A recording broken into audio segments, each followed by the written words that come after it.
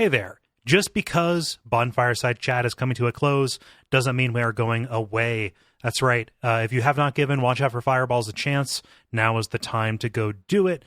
We're doubling down and making that show more frequent, putting so much more energy into making it. And that is where all of this Bonfireside Chat energy is going. So head on over to watchoutforfireballs.com or Duckfeed.tv to check out our Games Club podcast. So long running. We think you would really enjoy it. Thank you. Some of our landings were desperate adventures. We are now prepared to meet the inevitable counterattacks with power and with confidence.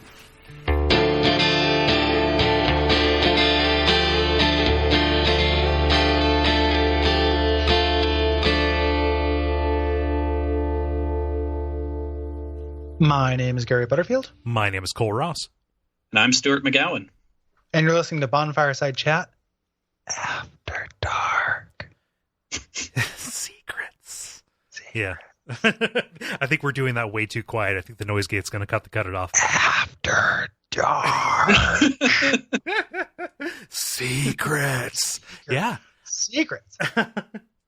Yeah, this is where we are reading kind of a smattering of responses and prompts that people have sent in, our Patreon backers at a certain level in the past. These initially were going to be their own special bonus episodes, but we all saw what happened with that. And now we are putting them in here as part of this grand retrospective. So everybody you're going to hear from this time, unless we note otherwise at the end, if we get to them at the, if we feel like we need to fill some time, is somebody who has given to us. And we really appreciate that because, has made all the difference for us. And also, back again, because he gave to us, is Stewart. Welcome back, Stewart. Hi. Oh, it's great to be back. Yeah, it was nice of you to wait here the whole week. Yeah, this whole week later, man. This Skype call's been on forever. My Skype budget's going to go through the roof. I only get so many rollover Skypes per month. To re-up my Skype at a boost station in 7-Eleven. Re-up your Skypes. So I'm really excited to get talking about this. This is kind of how we conceive the show, just being like kind of a talk show with like the McLaughlin group. Like people just kind of give us like, hey, what about this? What's the best breakfast? Yeah. Yo, what's the best breakfast? Special K with bananas. Yeah. So we're just going to go ahead and read these. And thanks again for everything, Stuart. Thanks for sticking around. Yeah. I do appreciate that. I would never leave if you wouldn't make me. Well, we'll have to ask how much you know about New Adventures in Hi-Fi, because we're you have a lot of X-Men to catch up on. Yeah. I also like the notion that the network is just this one ongoing call. That he would just be on. Like the party line. Yeah, exactly. I don't know. For my podcast updates, you guys probably are just recording 24/7, right? Pretty much, yeah. It's like people just come on and off of this call, and it's new podcasts every time. Yeah, well, you're getting a taste of that because for as much as we joked about it being a week later, no, we're entering we're coming up on hour number 3. So I appreciate you having the patience to deal with this really long session. It is no problem at all. Yeah, that's what I like to hear. Yeah. You'll do well at this company, young man. I guess get started here with Equistenchman, which I feel like maybe isn't a real name. No, it might be a stink horse from the Slack. Oh, that makes sense. Equistenchman is a pretty good name for a stink horse. And they say, did you notice the fact that everything, this is about Bloodborne specifically, everything that transforms into a beast not only becomes an animal, but also displays the chest mouth trait of the moon presence? Based on the lore note attached to the beast roar, what terrible things lurk deep within the frames of men? I wonder if people who succumb to the plague aren't infected with something external, but rather something fundamental to humanity that remembers, and they remember what they truly are. Yeah. That's that's an interesting idea. I think that that has always been part of the subtext of the game. Like whenever you deal with a werewolf story or people changing into monsters or Jekylls and Hydes and stuff, it's not just like, what if thing was good and became bad? It is always the bad that is within the good. Mm-hmm. You know, that's always part of it. And this is kind of an interesting expression of that because it's very direct. Like they say it in that Beast Roar item description, but it coming literally from your core, Mm-hmm. you know? Yeah. It's a little bit like a repeat of the Gaping Dragon thing, that like in this bestial nature, you know, which has in a lot of ways sprung about from this kind of avarice for knowledge or avarice for more blood or more life or any of that, you know, transforming yourself into what ultimately becomes those crazy sideways mouth Muppets in the nightmares, you know, like you need a bigger aperture, this bigger maw that is, you know, at this place that is the core of you, at the center of what you once were.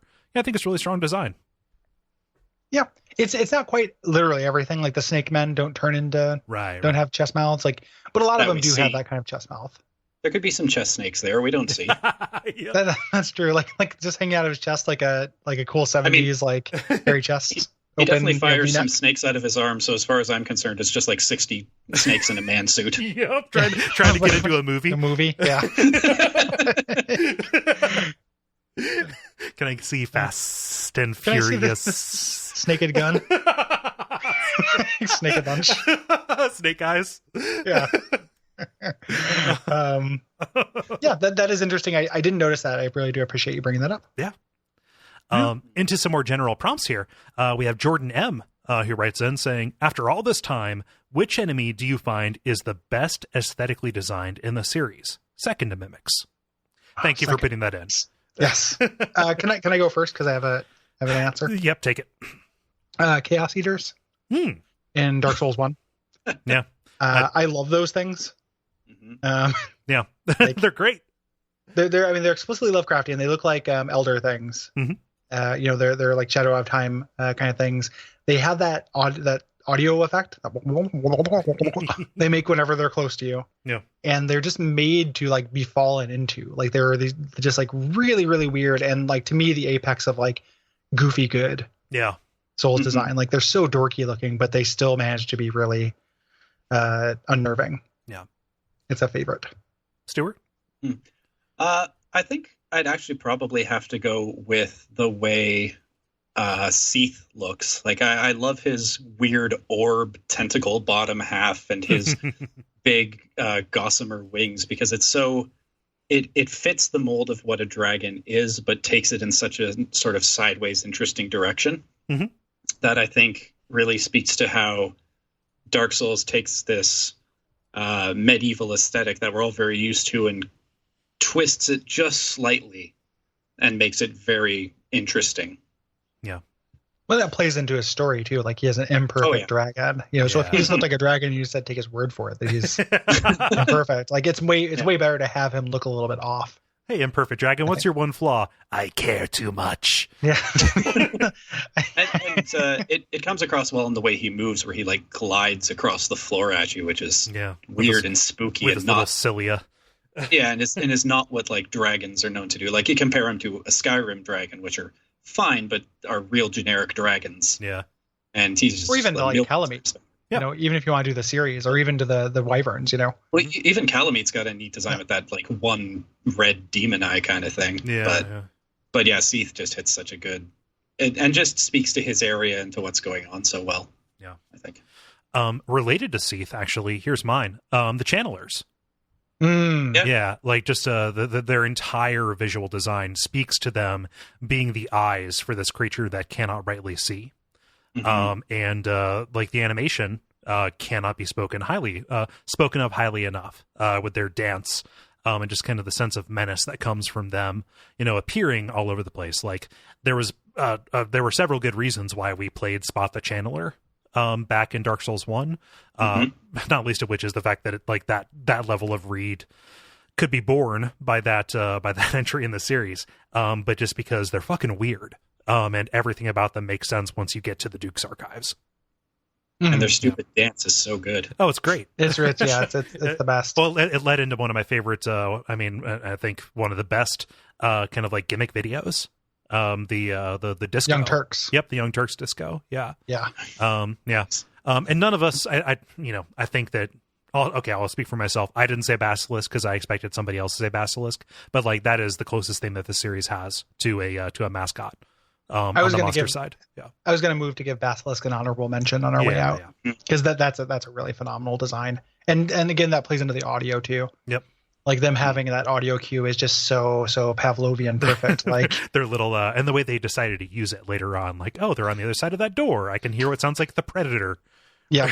Well, and then the giant one that shows up in the cage in Dark Souls 2, like they've used basilisks very well in Dark Souls 1 and 2. Yeah. And that's good in 3. Yeah. But yeah. But all right. Yeah, thank you, Jordan. Really do appreciate it. Stuart, do you want to read Mitch's question? Sure. Mitch says via contact, I'd like to know your opinion on the most successful recurring element through the games. Not necessarily themes, but literal recurring elements like the Moonlight Greatsword, Patches, and the Valley of Defilement. I can go if anybody needs time to think. Patches always makes me happy. Like, I know that's an example Mitch brought up, so it feels like a little bit of a cop-out. But I do think Patches is kind of an unqualified success, even in games where I think the callbacks are not as strong. Patches is always funny and good to me. Yeah. Yeah. Even what they did in 2 is not particularly funny. It's kind of interesting. What they did in every other entry, he's very funny. And it was, probably number 5 on my top 3 Bloodborne things. When you find out that Patch's body is a spider, is one of just the weirdest surreal, things for that character. The voice actor puts in really good work. It's one of the few high points of the Ring City. The things they do with Lap, I think Patches is an unqualified success. Yeah. I really love that character. Yeah. I think I like the Moonlight Greatsword. I think it's a super neat weapon when it shows up. I think it's a little pandering to the fans when it shows up at some points, like with Ludwig using it is neat, but also I mean, it's flavorful for the game, but also what does this mean? Oh, is he hanging out with Seath a while ago? Is that is that what happened there? Because that doesn't seem right. What's the connection? And they both got it from a pile of slugs. Neat. But I think when it shows up in the context of the game it's usually pretty great. Doing the fake out with Benhard is really great. That's such a great move. It being in that horrible pile of slugs and implying the death of the person who was wielding it is real creepy and good. And Ludwig sort of regaining some of his sanity during his fight is those are all great moments. We refer to that as getting his groove back. Right. That's how Ludwig got his groove back.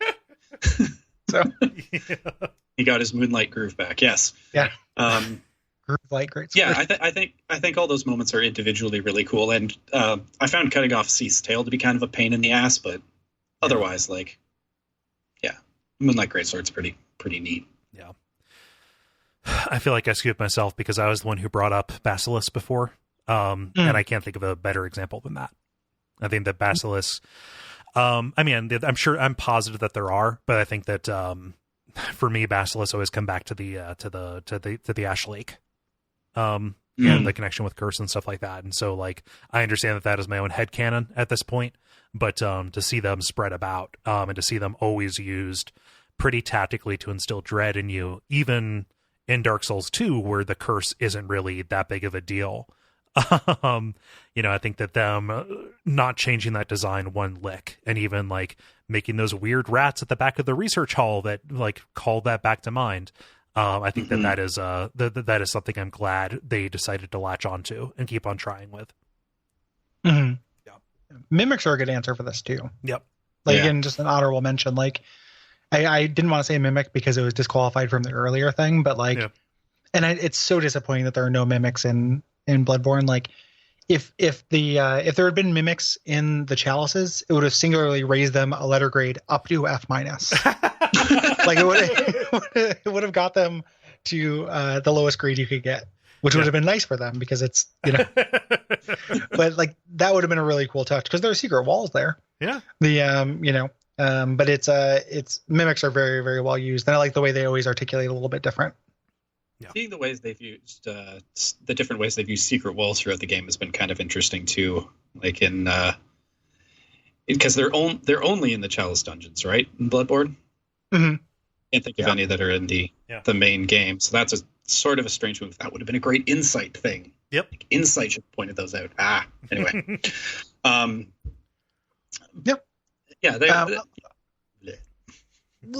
I'm sorry. Did you have anything more to say? I was going to take. I just think it's interesting to see how those sort of those invisible or those secret doors have been put throughout the games, because for some reason they decided to like change how they work in Dark Souls 2 by you just having to tap A on them instead of swinging your blade at them. It's a little weird. And then they have that one room in the Lost Bastille that's just like our cup runneth over with secret doors in there for some reason. Yeah. I know they have a weird ethos on those things. Mm-hmm.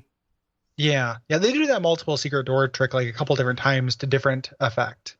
Mm-hmm. Like sometimes it's good, sometimes it's it's kind of bad. Like it always feels a little trolly, and there's like I feel like specifically from trolly things, it's very easy for that to tip into like, boy, I dislike this. This other I don't smile about this. This actually kind of feels like a legit fuck me, kind of thing. But that's one of the ones where it actually works. Mm-hmm. For me. Yeah. For sure. Josh Grimmer says via Patreon, Dark Souls is a series known for being challenging and grim, but my favorite Dark Souls moments are when the game subvert your expectations to the point where it's downright funny. Walking through the fog wall to see the covetous demon, this big, fat, floppy idiot rolling around like my obese cat, big doofus tongue wagging about. Or the invasion encounters in Dark Souls 2's DLC areas, lulling you into a false sense of security by posing as a white phantom in Ivory King, or luring you down into the curse pit in Iron King, or even the famous skeleton door in the Lost Bastille. I love Goof Souls as much, even more, than Dark Souls. What are your favorite goofy moments? Mine are all from Dark Souls 2, but obviously this extends to the whole series. This is hard because I'm positive there are like any number of like really funny item descriptions from games beyond one, but I cannot call any specific ones to mind. I mean, there's Dark Souls 2 is definitely the game with the kind of goofiest sense of humor, I think. Mm-hmm. Out of them, there are things like Elizabeth was a great beauty. Yeah. In the item description, which isn't like it's kind of a joke, but also works. Mm-hmm. Kind of as a theme, with the idea of like history being lost and stuff.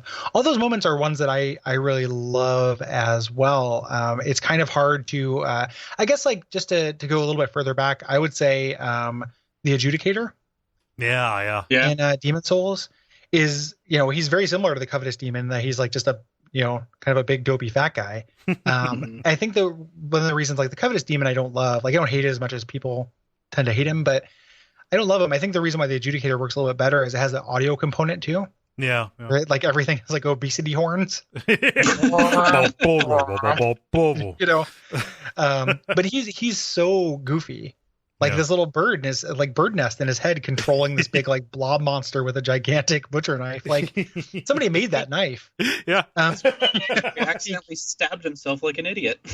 Yeah, because he's gut stabbed. It is. I think that's a really, really great little moment of like humor. It's not exactly as explicitly humorful as these Dark Souls 2 moments, because it's it still kind of works in the aesthetic. Like it didn't feel like, oh, what the fuck is this doing here? Right. But in retrospect, it is like kind of goofy and funny. Yeah. This one I think is less funny than it is absurd, but I think it is certainly played for laughs. The way Logan's quest ends with him buck naked, having done still what he wearing the hat. Yeah, buck naked, still wearing the hat and charging at you mindlessly. His entire quest was kind of a comedy of errors, because you're rescuing him, from these places as he pops up. And there is a tremendous amount of pathos to that, but just the the lack of dignity that is brought to it did make me laugh, and it does make me laugh when I get to it.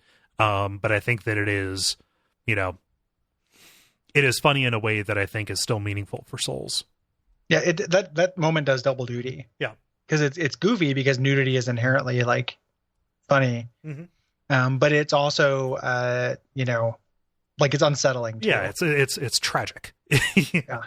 I love nudity as an unsettling element. It's one of the things I love about now that we're moving into to watch out for fireballs 358 divided by 2 days. I'm looking forward to being able to, like, you know, because it would make no sense in Old WoF to ever do like any of the Penumbra games because we did Amnesia, but now I feel like we can make room for them at some point.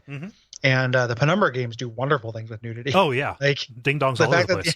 The fact that like the enemies are just naked like makes it so much scarier to me. That lack of modesty, like for some reason, is spooky. Yeah. You know, here's a naked monster coming in with a big old dongdo, and like that, like dongdo. Like it makes it scarier to me. It's not like I'm scared of dicks. It just makes, you know, like it makes it feel more alien. I mean, you know, this is a social convention. It's abandoning. This is the action scene that I always cite, like to the point of parody. But the fight scene in Eastern Promises, when Viggo Mortensen is fighting in that tub naked, or in that bathhouse naked, you know. Yeah. What about you, Stuart? What's your goof souls? One of my favorite goofy things are probably the giant fire pill bugs in 2-2 of Demon Souls, especially because even the first time I was playing through it before I really understood what was going on, and Patches is like, "Oh, go get this thing." I was like, "No, I don't think so. I think there's a big bug there that's going to kick my ass." And when after I attacked it for half an hour, and it started to blow up, and it smacked Patches with its explosion, that was just such a great organic moment where I was just like, you got what you deserved, you prick. And that was a pretty silly moment in this place that's like full of these people who have lost their minds but are still doing the only job they ever knew, and also like giant fire pill bugs. Super cute. Patches is great for humor in general. Yeah. All of the stuff with him in Dark Souls 3 is actually like laugh out loud funny to me. And just totally works. Like him impersonating other NPCs is just very weird and good, and like, yeah, I think that's very funny. Given how kind of weird and flaggy a lot of the NPC stuff is in Dark Souls 3, I was really glad I ran across him organically in the Onion Knight armor. Because it's so easy. It can also just not happen too. So yeah. That made me very happy the first time I played through. Smith Young writes in saying, "Hello, Kole and Gary and Stuart." That's cool. I get it. I very much enjoyed Bonfireside Chat and will be sad to see it go. Bonfireside Chat was kind of an odd show to jump into on the Duckfeed network, as it, at least at first glance, was a more somber or calm experience. Being an upcoming fan of the Souls series, I started to listen to the show out of interest to the series and ended up enjoying your commentary a lot, even a little more than the subject matter. Thank you. Being fans of Dark Souls yourselves, what is the coolest thing that Dark Souls has exposed you to? It can be a community, website, show, genre, or erotic novel. But only those things. Yes. I got one. Okay. You got one? What is the erotic novel that you chose you're going to bring to the table now? Oh, I have way too many erotic novels to mention just one here. But the coolest thing is being here right now. And like being a part of this podcast and being a part of the community in general is like, this is so cool for me. Oh, you're far too sweet. No, I'm just like super nerding out this whole time. I'm like shaking violently this whole podcast, I promise. It's intimidating how intimidated you are. Ease up. That actually, you saying that makes me realize, like, Stuart, like we should have asked you this the first time. We'll take a little sidebar here. What do you like have anything like online that you want to plug while you're here? Like, do you get? Does that make any sense? I mean, no is an okay answer. I just realized I forgot to ask you that when we were doing plugs at the end of the last episode. No, it's like, fine. I don't really at the moment. I went back to school recently, so any projects that I was working on really are just gone now. So most of the things I'm doing are just schoolwork a lot, and I don't have a big online presence. Like I pretty much I joined Twitter this year to just be like the latest to the bandwagon possible. So I just haven't had that big of an online presence, but I appreciate it. How about for what I think people should check out is the Duckfeed Amazon link. Aw. Yeah, so you heard it here first. If you want to support Stewart, support us. You should buy him books. He's in school. I have a good answer for this. Yep. Uzumaki. Oh shit, that is a really good one. The works of Junji Ito, Yeah. which are all, like, none of them are as good as Uzumaki, but they're all uniformly good, except for the cat one, which is like amazing and good. Like that is the perfect mix of like sweet and like funny. Like I love Junji Ito's Cat Diary, but like as somebody who, my attorney has advised me not to talk about my struggles with anime, but like somebody who, he said I could talk around it. Okay. You're not my attorney, Kole. And we can talk after the recording. Like, I get blowback. I get blowback too, man. No, I know, but like, I'll put you in touch with Mr. Lowenstein. Yeah, with the firm of Spider-Man, and Spider-Man. Yeah. Yeah, Spider-Man, Lowenstein, who can talk to you, the anime attorneys at law. No, go ahead. But so as somebody who's like, it's I don't naturally get exposed to a lot of that stuff. For varied reasons. And it's all good. Even when it's not as good as Uzumaki, it's all really good. Like I have the complete collection. I've read all of it and I love it. Yeah. So like Uzumaki is a huge one. And I would not have been exposed to that if not for Bloodborne. Yeah. Goddamn, Uzumaki is a really, really good answer. Can I say something that might be kind of pandery?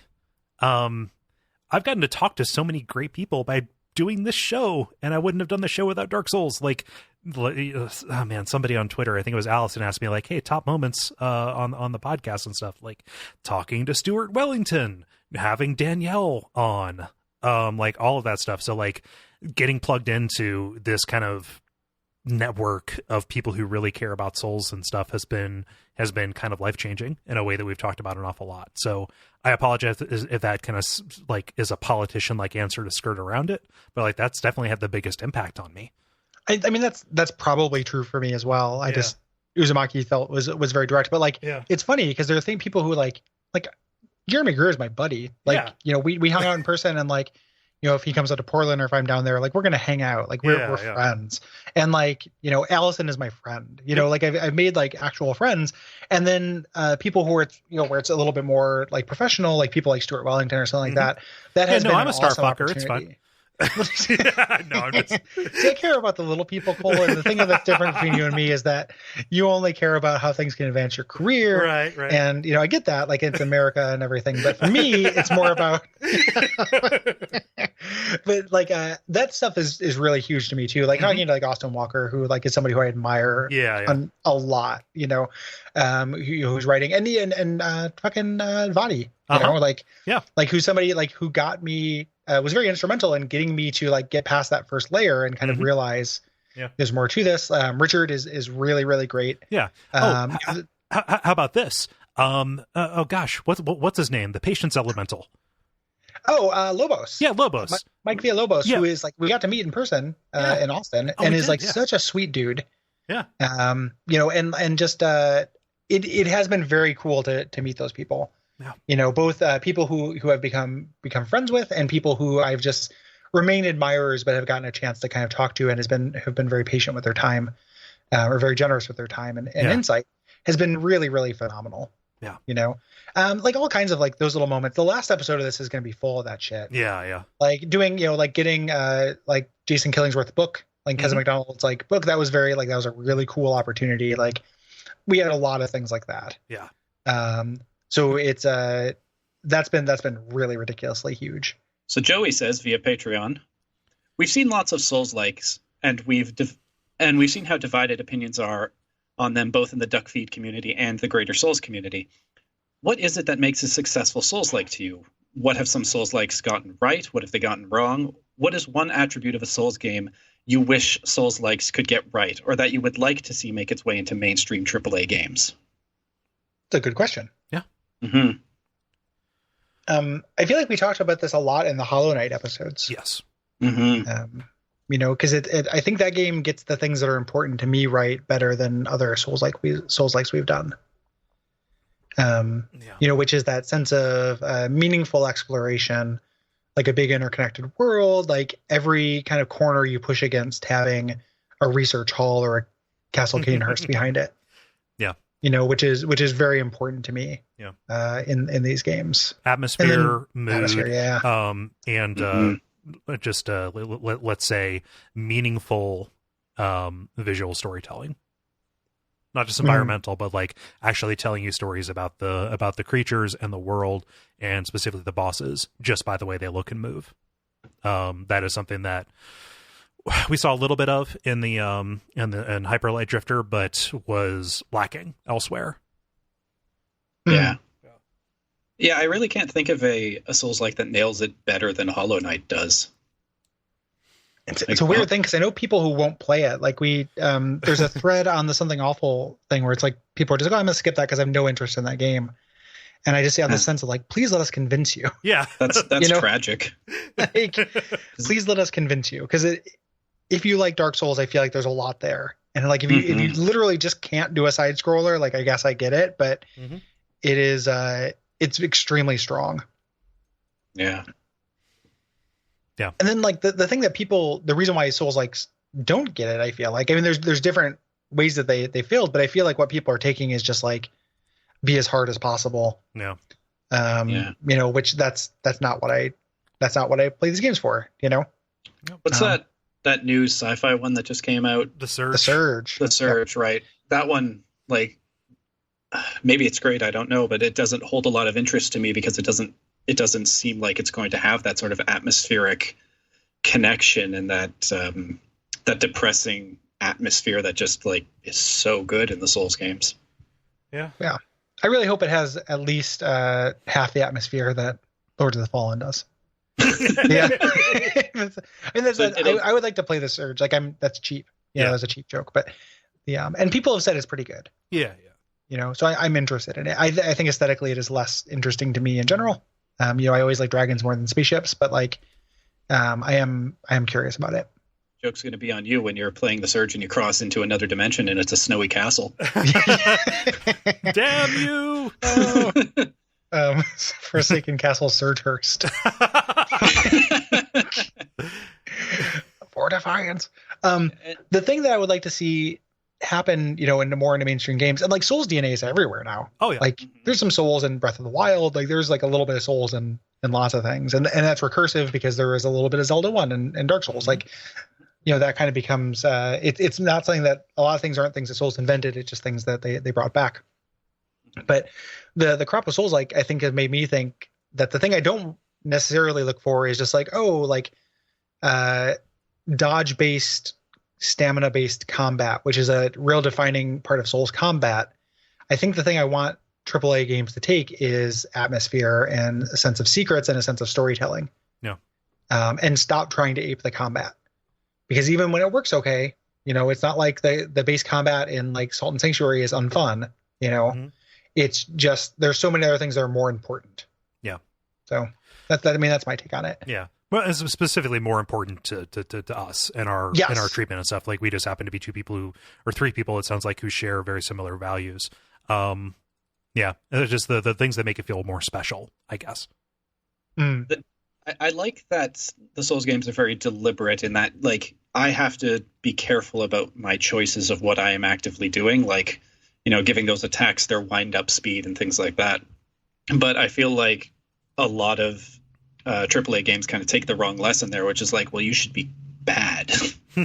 Like, your character should control poorly, and then you make them better. I'm like, no, not really. Yeah. Because Dark Souls characters always feel pretty responsive. They just, like, you just got to be careful with it.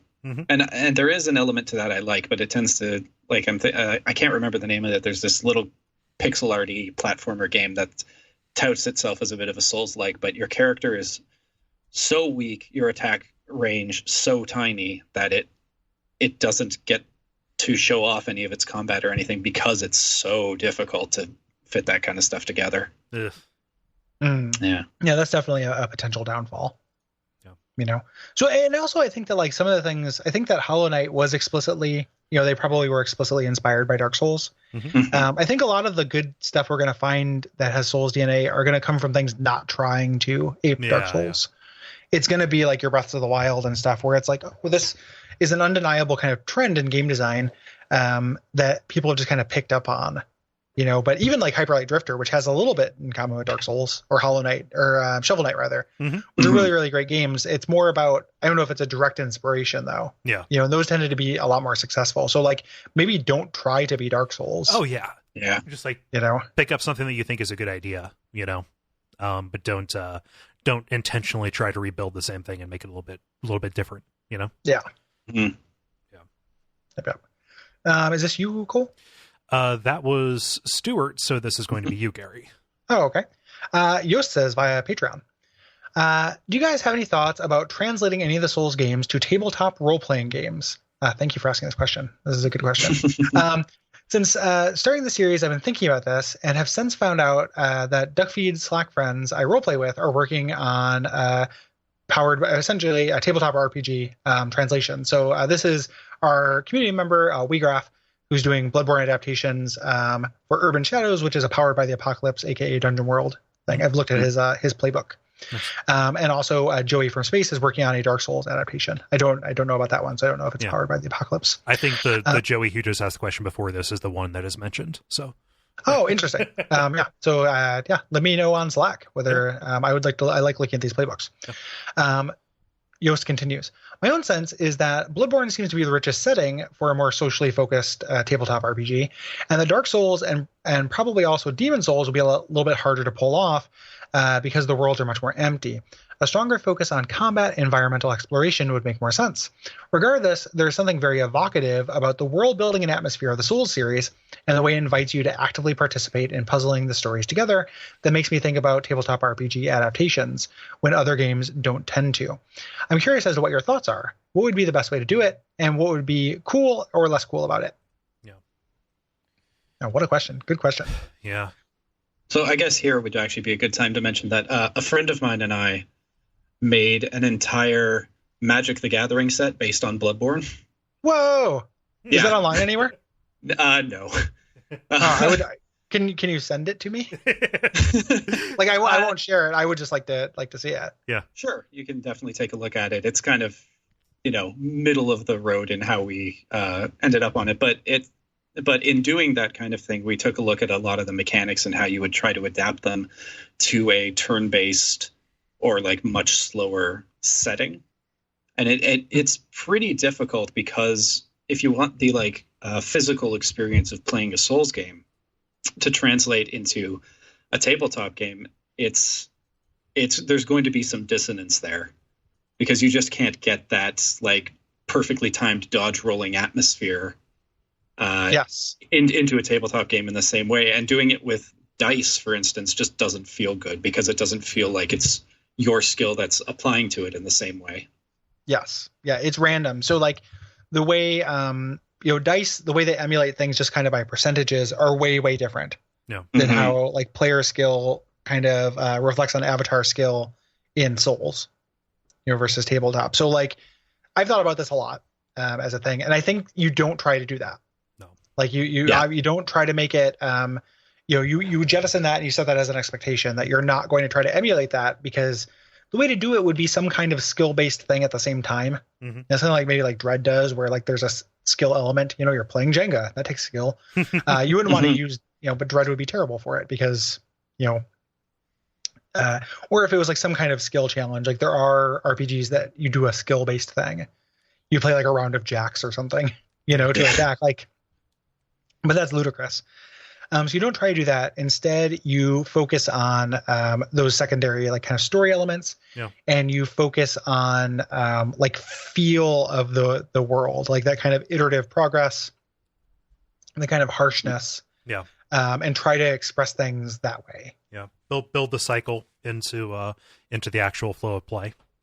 For failure and iteration and stuff like that. The specific, not the Dark Souls cycle of like light and dark, but specifically the cycle, the iteration of play, like where you die and come back and etc. Yeah. And so having some sort of expected fail mechanic would be nice, because like D&D does not have one effectively. Like right. In D&D, like the consequence for most fights is like, oh, you might die and your character's gone forever, which is not super interesting most of the time. Yeah. Unless your friend has 10,000 GP of diamonds. Yeah, right. They can burn or like resurrect you, Yeah. Yeah.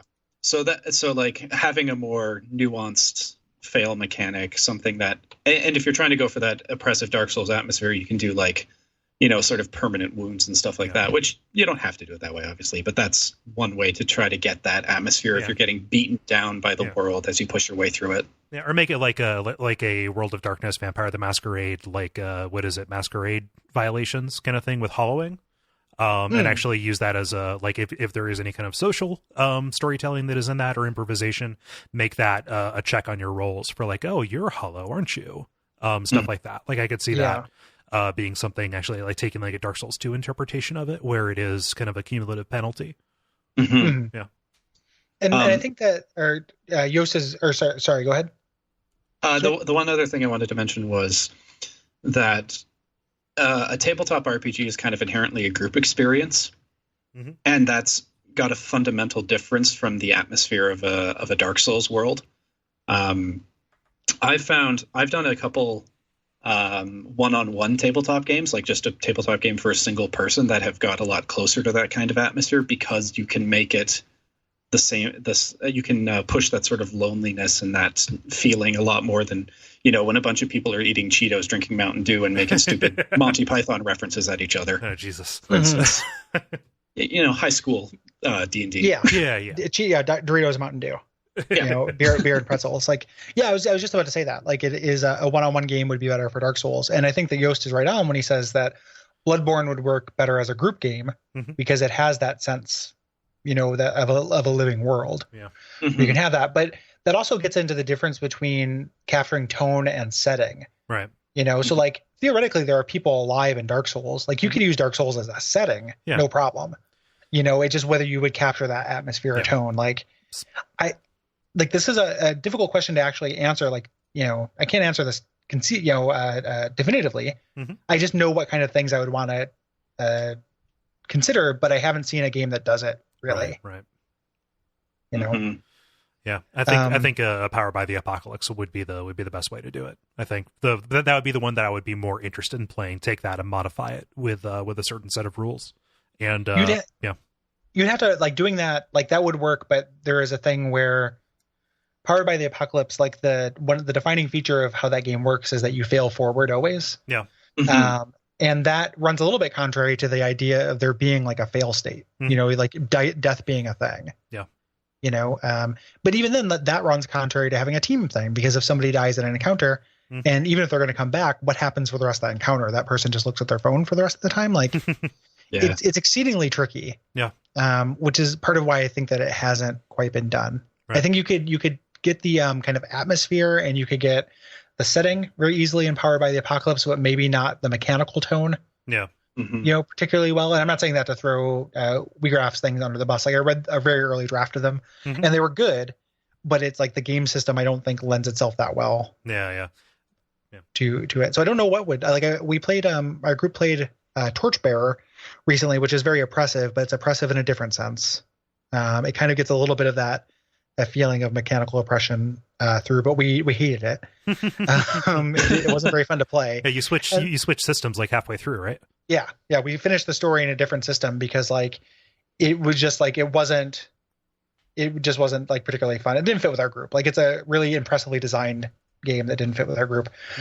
There's actually, we're doing our game retreat next month, the fourth and final Ben retreat, and Levi, DM and buddy of mine, has a role-playing game that is meant to kind of emulate Dark Souls that I will report back on, and I can't remember the name of it, and I apologize for that. It's something, I'm sure it's something generic, like, dark something, or something like, I'm sure it's pretty SEO resistant. But he said that's the idea, is that it kind of takes Dark Souls weighty combat and translates it to tabletop, and he has no idea if it will work, but we will find out together. Yeah, I'd be really interested to see how they do that. Yeah. I will definitely talk about it on some kind of show. Yeah.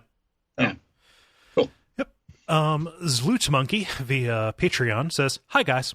I stumbled into your Bloodborne episodes prior to playing any of the Souls games. The first episode that I listened to was the Vati one, before I knew who Vati was, with you going through Central Yharnam. You made the game sound genuinely intriguing. I can't think of a more appropriate word. And I specifically remember you describing the battle with the cleric beast with the dramatic music playing in the background. I'd not heard anything like that before, and it just really grabbed my attention. I subsequently took the plunge on this game, and I found myself hooked as soon as I unlocked the first shortcut outside of Gilbert's house. From then onwards, I was addicted to the game and to your podcasts. Since then, I've followed so many others working my way back through the earlier games, accompanied by your podcasts. I've re-listened to more than I'd care to admit. For some reason, your second Chalice Dungeon episode, the angry one, is a particular favorite. It's oral comfort food. But I love your show so much and will genuinely miss Bonfireside Chat. You were wrong about Salt and Sanctuary, though. Wink. Since there's no question there, I'm gonna phrase that last thing as a question. Let's get into it. Let's do a tight couple hours on Salt again. Yeah, let's just go back to that. Yeah, Sure, I've got that in me. let's slot in the Salt podcast. Yeah, I don't need to go to work tomorrow. It's fine. There are some of these responses where people paid for these, but they just kind of submitted general praise and stuff like that. I'm kind of curious because oftentimes we'll hear about people experiencing games vicariously through the shows. This is somebody who had never played a Souls game, and it becomes apparent midway through this response, never played Bloodborne. I don't know why they were listening to that episode if they didn't know who Vati was. I'm very happy they did. The first one after the First Impressions Yeah. episode. We had them on the first real area. So, Yeah. I think I like those first impression or those basics episodes a lot, but I don't know if you're coming in and you just want to try it. Like, you're like, I want to get into the meat of it. Like, I don't want to do an intro. So maybe some of the things those are bad. So I'm not sure. Yeah. I do really appreciate that, and I'm glad that you like. I like the way that the boss fights are handled on the podcast too. Yeah. Like, I like having the music under the background under the discussion. Yeah. Even when it's not like a boss fight I love or music I love, I think that it's a cool touch. It's always a fun moment. I love even just the way we naturally settled into saying the name and then pausing. so that we could leave room for it. It's a lot of fun on our side as well. Yeah, really do appreciate it. And you know what? I like, some of my best friends love Salt and Sanctuary, so I don't judge anyone. Yeah, for loving that Salt. We just judge Salt. Yeah, not the people. The condiment. Yeah. Really do appreciate that. So thank you, Zloot Monkey or Zlut Monkey, either or. Yeah. This section are kind of just fun questions, but everything's on the table for Bonfireside Chat After Dark. Take Noko says via Patreon. Is this me? I'm just taking it because maybe it's not though. Yeah, go ahead and do that because I don't want Stewart to have to read the praise. Okay. Says. I just want to say thank you for your work on Bonfireside Chat as well as your other shows. You guys are funny, insightful, entertaining, and I appreciate that you guys stand up for things you believe in. Thank you. Here. Thank you very much. I want to say real quick that people write this stuff in before and we usually leave it out. The reason why we're including it in this is, like, again, as Kole said, people paid for it, but then also, like, if not now, when? Right. Like, this is a time where I feel like we can be okay about, people are going to say nice things, and we grouse a lot on the show because people who say mean things are louder. But we just we never talk about people being nice to us. Yeah. So it gets the impression some people are like, oh, like, you guys talk about that all the time. It seems like people are constantly giving you shit. Like, no, most people are very sweet. Yes. We're just extremely sensitive. It's not good. Like, it's not a good thing about us. Right. We're just really sensitive. So we want to take this opportunity to, like, like, people want to be nice. We're going to let people be nice. Yeah. And I appreciate that you called out the, standing up for things we believe in. That's probably a pretty grandiose way of saying we're opinionated about social stuff, but it does matter to us, and it's important to be able to work that in holistically to the product itself. It drives people away, but I think it drives some really great people closer to us. I think so too. Yeah. And I think that it is if anyone's out there creating a project and you're like, oh, I need to stay apolitical, I don't want to drive those people away. In our experience, and who knows, because in the grand scheme of podcasts, like, we're still kind of small, but in my experience, it seems like for everybody you drive away, you'll bring somebody in. Yeah. People in our Slack and people tell us, like, oh, like, I listen to this podcast, I support you guys because I feel like this is a safe space. This is inclusive. That's what we'd want to do anyway, because that's not a marketing choice. It's a moral imperative. I don't think you can be a responsible, good person and not do that, really.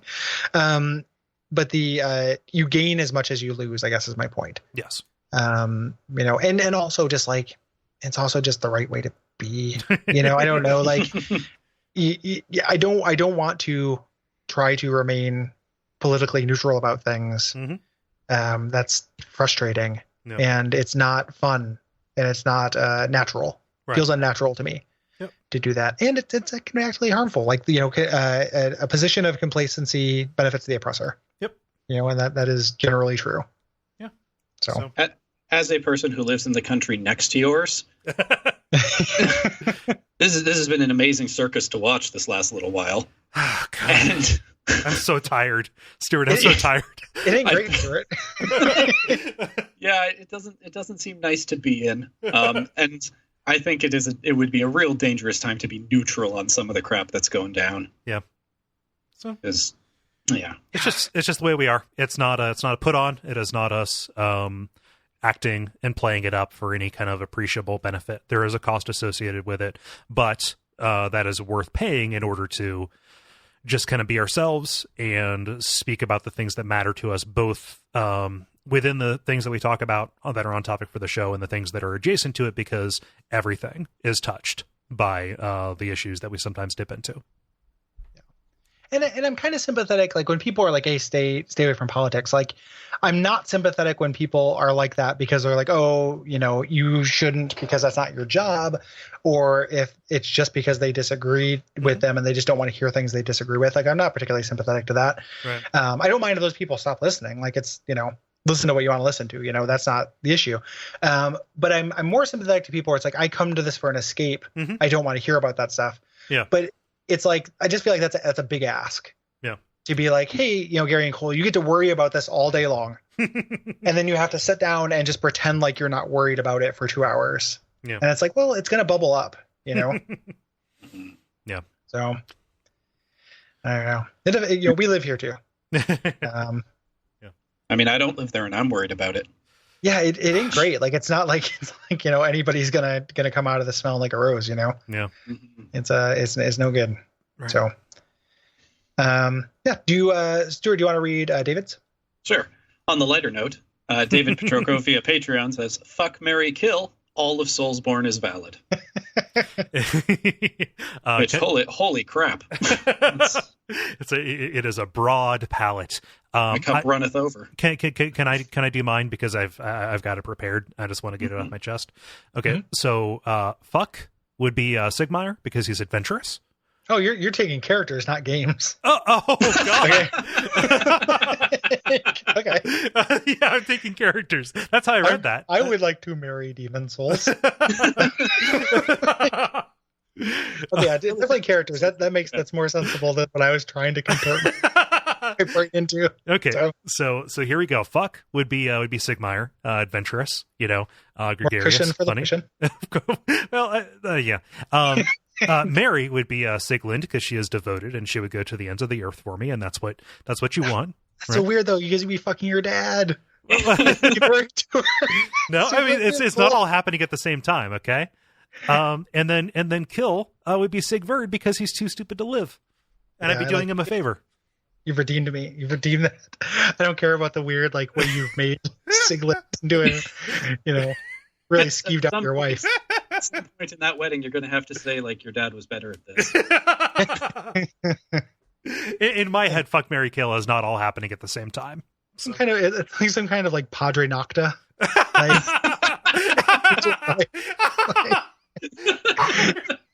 Dad night. Yeah, that's right. Dad night. Who's next? Oh man, yeah, that's tricky. Boy, I might go. Okay. So fuck. I'm gonna say. God, the name is escaping me. There's a lot of NPCs in this. Yeah. I'm gonna say the invader butcher lady down in Blighttown. Oh yeah. Manager Mildred. Yeah. Oh, here she comes. Here she comes. Because that she's fucking down for whatever, and just kind of like super awesome crazy sex, right? Just raw, that kind of thing. Yeah, she got to put her back into it. Yeah. Totally. And just there's a little bit of that like Futurama snoo Yeah. kind of Amazon, like big hips. Hey man, you're over it. I'm gonna say Mary. I might go Maiden Estrella. Okay. Because she's trying to do good. Like we talked a lot about the tragedy of like she's a monster that doesn't know she's a monster. If she's ultimately bad. That wasn't the read I came across on it. Like it's air's not where I've settled on it. Like she is that is a player condemnation, and I would like to have the role of first of all I want to make Garl Vinland jealous, and two, I want to be able to like I'm going to protect this person who has taken it upon herself to be like a duty kind of marriage. And then kill possibly let's say Sola Cinder. I can't appreciate having that guy in my world, threatening my wife or my side piece. Yeah. My swamp piece. Like side. I guess that's a lot of swamps. Like I'm fucking Endarian in a swamp. Yep. So maybe I'll say Quelaag because I don't want, no matter, good fences make good neighbors, but there's no fence high enough for a spider lady. That she can't, so. Yeah. Stuart. What do you think? Shit, now that bosses are on the table. Yeah. Well, it's not game originally, so like I feel like levels, concepts, like colors, like it's all pretty much there. I think I'd fuck the undead parish. Okay. No, I think I would probably. I'm going to do this in a different order. I think I would marry Solaire because he seems like a really committed guy. Mm-hmm. He seems like he'd be real good to you. He's just he's so cute. Yeah. Mm-hmm. I'm trying to think of a fuck that doesn't make me sound like a real gross guy. Because I'm like, there's a lot of like ladies that I think are really cool, but like there's a lot of weird porn about them too. I was pretty explicit about my sex then. Yeah. Hopefully that makes that's like true. to make you feel a little bit better. Like I chose actually, I would fuck Alfred because you want a guy who's going to be down for some crazy stuff because he's got this veneer on him that's all righteous and stuff. But I want to see him break, and in that moment to really lose himself. Yeah. Oh yeah, we're going to get some freaky business. And if I'm going to kill, probably gonna have to be the centipede demon because I don't want that thing getting anywhere near me or any of my exposed orifices while the rest of this is going on. Yeah, I can't handle having a centipede in the house, just kind of hanging around anyway. Yeah, right. Yeah. Reasonable. Very reasonable. Sensible. I think this is you, Cole. Yeah. Tom B writes, I went through 6 months of unemployment last year, which was really hard. My wife and I had just bought a house, so we suddenly had a mortgage to pay, and she was pregnant with our second kid. I went from going into an office every day to sitting at home trying to perform some sort of digital alchemy to find a new career before our savings ran out. Throughout that time, replaying the Dark Souls series and listening to Bonfireside Chat gave me something I could focus on and enjoy obsessing about to take my mind off of the challenge that I was facing. Not only that, but I found the thoughtful and caring way you broke down these vast and complex games truly inspiring as I tried to push my own boulder up the hill. In the end, I did find a new job, and nowadays it's all good. But even though we'll probably never meet, I will always feel grateful to Gary, Cole, and the many excellent Bonfireside Chat contributors for their unwitting help in carrying me through a difficult time. I hope you know that there are probably a lot of people like me out there for whom your work not only resonates, but has also, forgive me, proven awfully good for the soul. Thank you. Well, that's very sweet. Thank you, Tom. That means a lot. Thank you. I can relate super hard to that. Yeah. Yeah. Well, thanks. Thanks, very really nice. Do appreciate it. Yeah. It was very, very, very nice. Thank you. Evan Joan Thorns says With the via facts, Patreon. man. Evan with the facts, man, is here, and he says, actually, you know what? It's the final. Do you want to throw in that Evan with the facts, man theme, Cole? Yeah, Have you read sure. it? Yeah. It's in that zip. Okay. I sent you. Yeah. Let's go a little crazy. It's the victory lap season. Here's Evan Joan Thorns has a theme song for our podcast, Teenage Dirtbags. So here it is. Evan with the facts, man.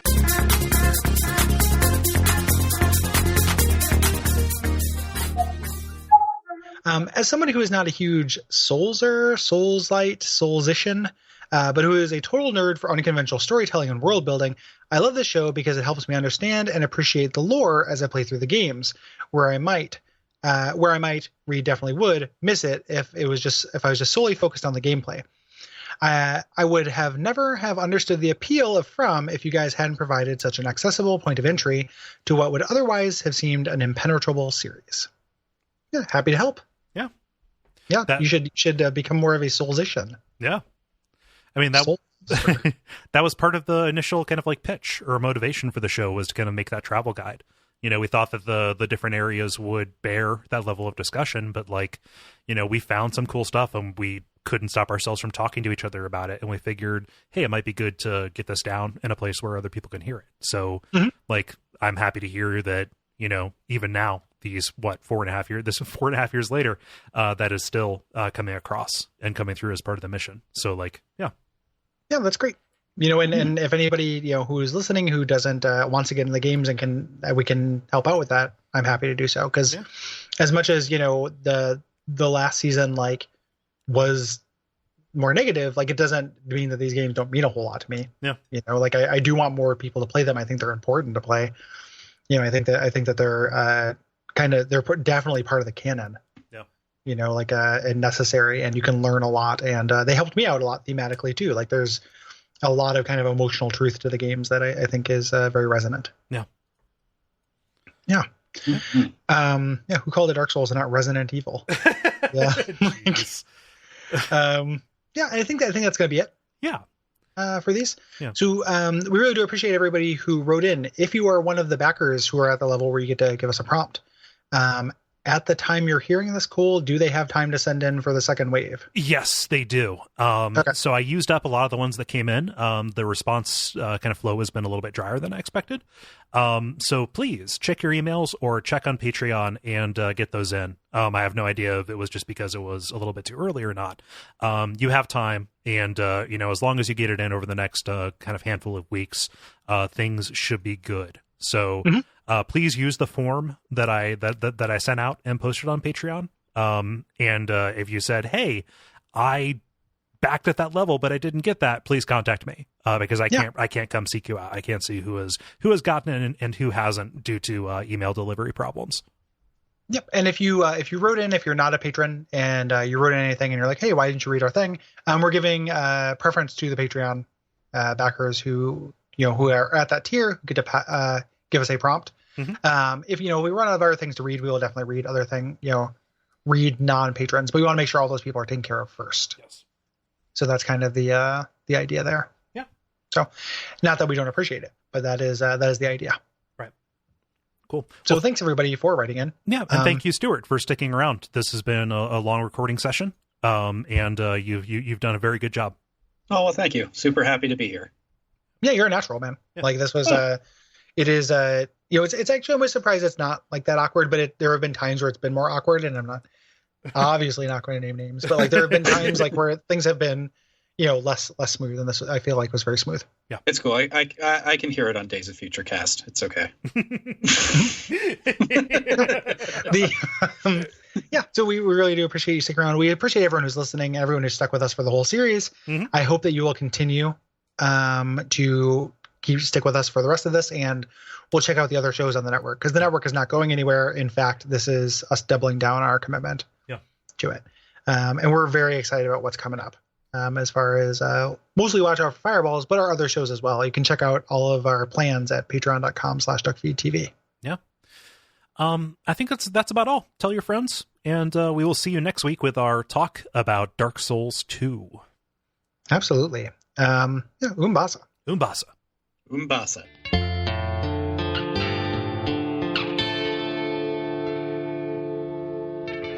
And we all pray that we will have far more soon